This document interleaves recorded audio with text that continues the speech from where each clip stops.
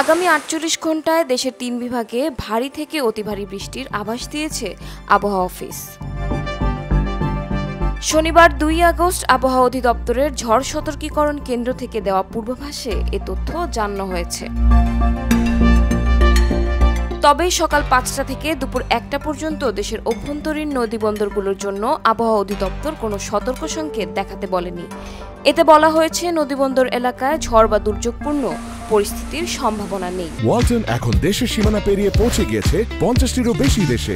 ওয়ালটন, ঘরে ঘরে বিশ্বজুড়ে। অন্যদিকে ঢাকা ও আশেপাশের এলাকার জন্য আজ সকাল ৭টা থেকে পরবর্তী ৬ ঘন্টার আবহাওয়ার পূর্বাভাসে বলা হয়েছে আকাশ আংশিক মেঘলা থাকতে পারে, সেই সঙ্গে হালকা থেকে মাঝারি ধরনের বৃষ্টি বা বজ্রসহ বৃষ্টি হতে পারে। এ সময়ের মধ্যে দক্ষিণ ও দক্ষিণ পূর্ব দিক থেকে ঘন্টায় ১০ থেকে ১৫ কিলোমিটার বেগে বাতাস বইতে পারে। পূর্বাভাসে আরও জানানো হয়েছে সকাল ৬টায় ঢাকার তাপমাত্রা ছিল ২৮ ডিগ্রি সেলসিয়াস এবং আর্দ্রতা ছিল ৯৩%। গতকালের সর্বোচ্চ তাপমাত্রা ছিল ৩০.৬ ডিগ্রি সেলসিয়াস এবং আজকের সর্বনিম্ন তাপমাত্রা ২৭ ডিগ্রি সেলসিয়াস রেকর্ড করা হয়েছে।